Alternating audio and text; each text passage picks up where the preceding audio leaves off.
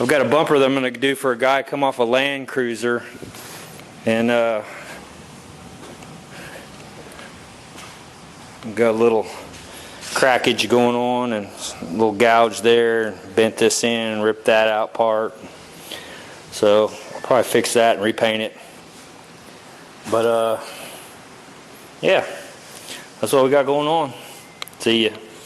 Normally I don't do stuff like this, but you know, every so often I'll pick something up like this that, you know, it's not going to take me a real long time, and I may be able to make, you know, a couple $100 off of it or something like that, just to kind of, you know, help out with the other projects and stuff that I've got going on. But anyway, yeah, so that's it for now. I'm going to go ahead and heat this up, and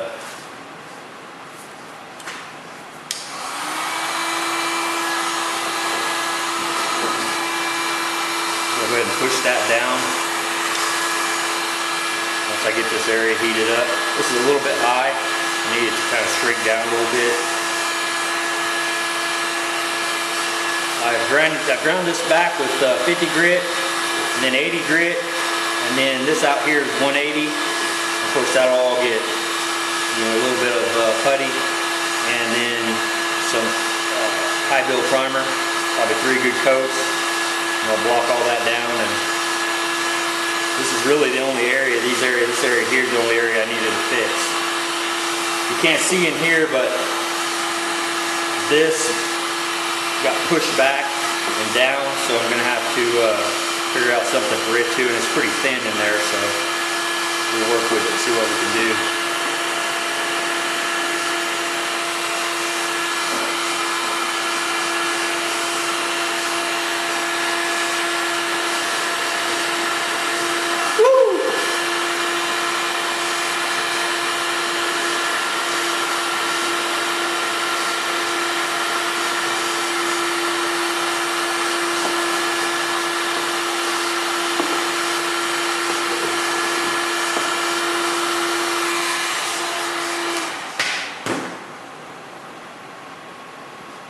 Roll that down together and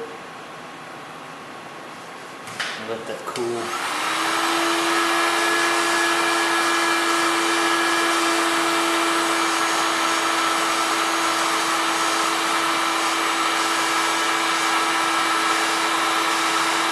I want it a little bit low. I need it bubbling up, sticking up. It's like metal. I want it a little bit low.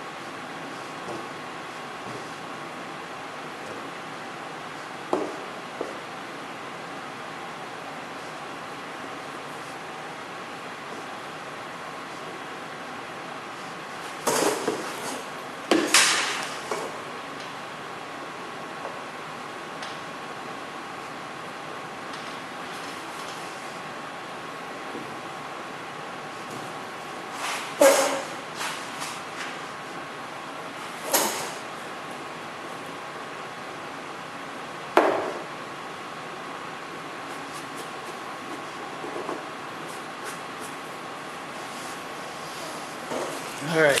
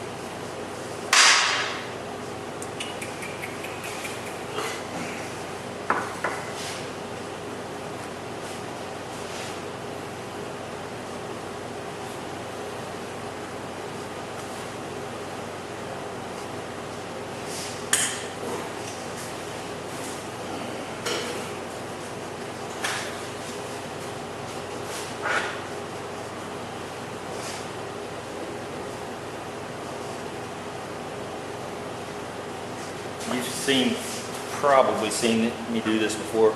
I just take these extra large paper clips and make them into wiggle wire, basically. Way cheaper than buying wiggle wire. I did this on another bumper and talked to the guy yesterday. It's been a couple of years since I've done that car, and he said it's still fantastic. And I'm actually going to do more to this one than I did his. I'm going to use this wiggle wire here, and then I'm also going to put this screen reinforcement over top of that area with basically this multi-purpose plastic repair. Number on that is 05887. It's Easy Sand. It's for flexible plastic repair adhesive. So I'm going to use that because this is a really flexible part. That's semi-rigid, and they have rigid and all that, but this is really a soft bumper, so I want it to be able to move and flex a little bit. So that's what I want with that. Alright, I'm going to show you how to do this. If you didn't watch the one video I had out, it's obviously a pretty easy process. Let's hook this up. And there we go. Basically, I use these as my handles to push down into the material.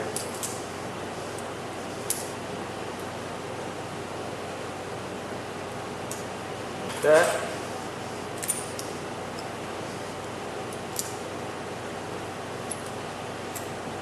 And like that. So then when I'll put it in there basically sideways, and I'll put probably 3 or 4 of these in there like that, and I'll clip these ends off. But this basically will heat this up. I heat it up till it's glowing orange.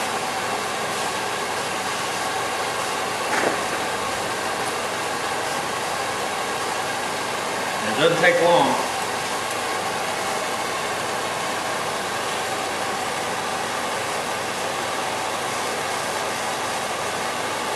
That'll just press right into that plastic.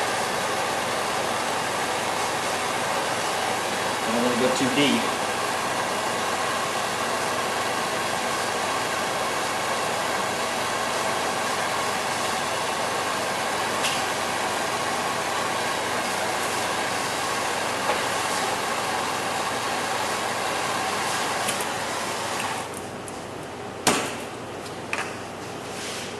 So you can see this actually standing those pliers up.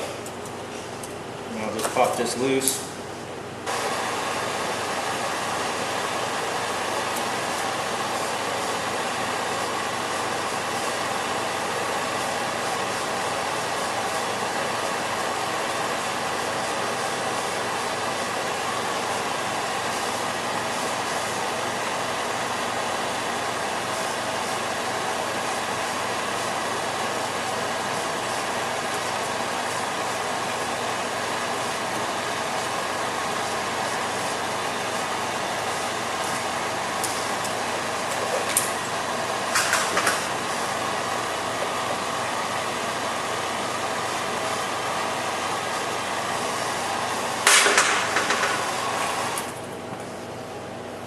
Just because I'm showing you the way I'm doing this, it's the only reason I'm doing it like this. Otherwise I could just bend up a bunch of them and go ahead and stick them all the way through there and be done. So when you get them down in there, you can go ahead and come back with these. Just clip those ends off. And go ahead and use this. Yep, it's nice and hot. And go ahead and finish pressing that down in there.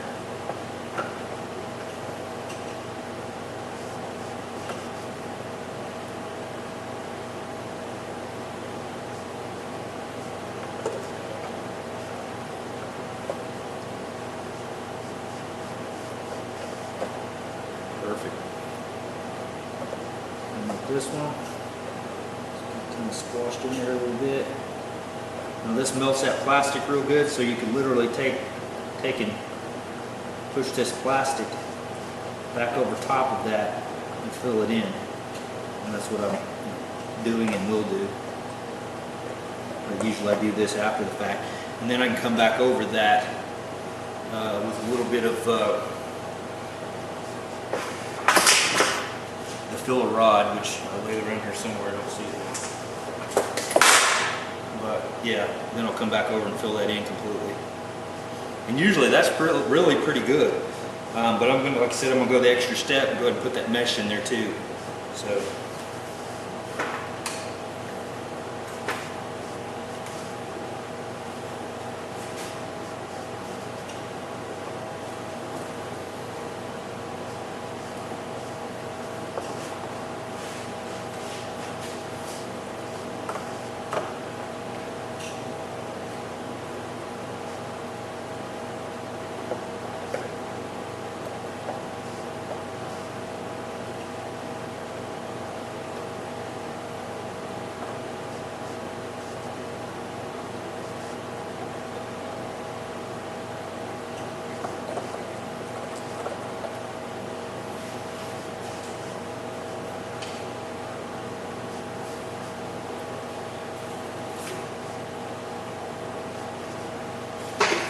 Bring it back when I get all this in there. All right, we got that in there, got that clipped off, and so now I'll just take a little bit of filler material and fill in any of those, which I really don't need to because I have this stuff. I can literally just put that on there and wipe it around, put my mesh over top of it and be fine, but I just feel like it, so I'm going to. Just feel like playing with this for a minute.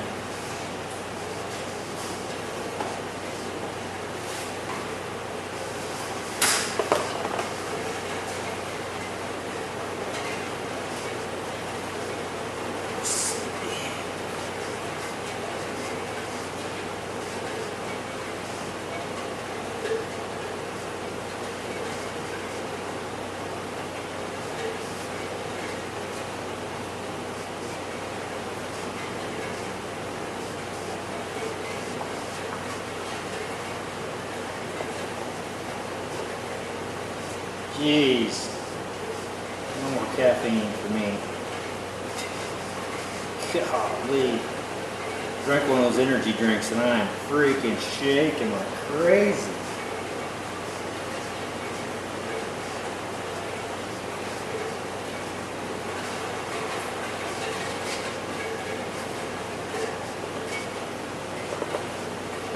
That's awesome.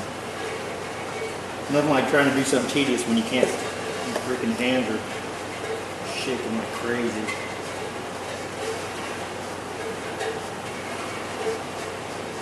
Alright.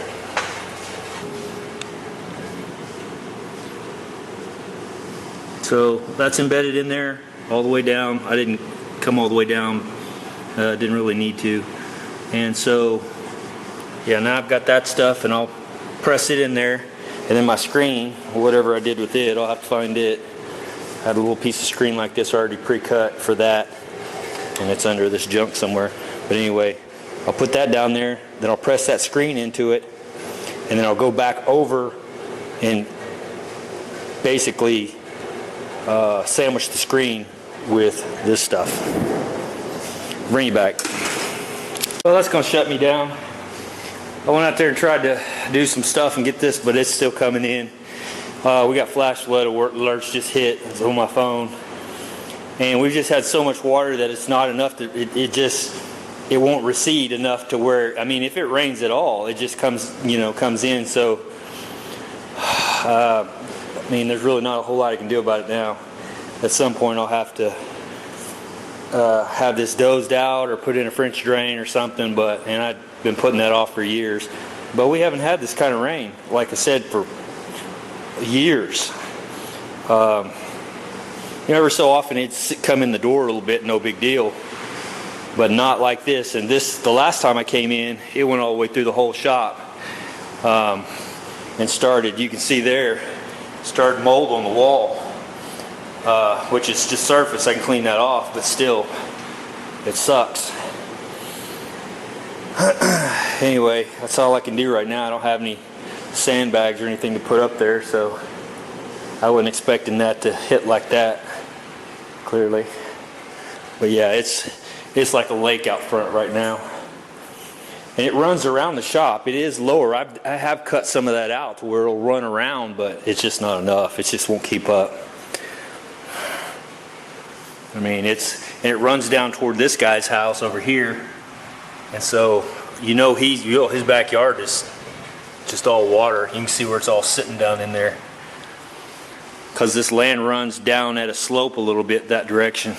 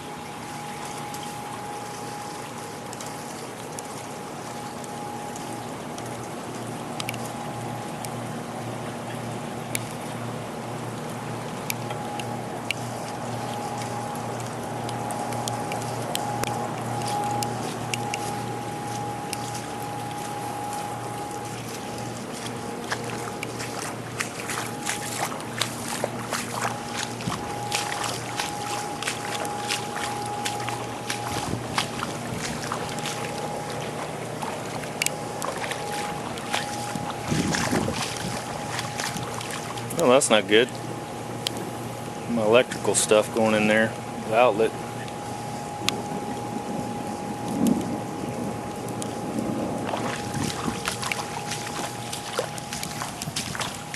It's kind of nice though, it runs through that way. You can see it step up there.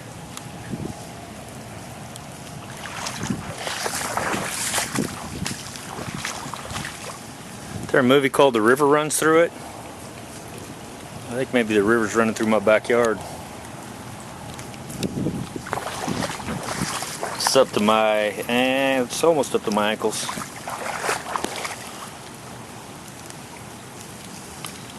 Golly. That's just that probably wasn't 30 minutes of rain. That's nuts.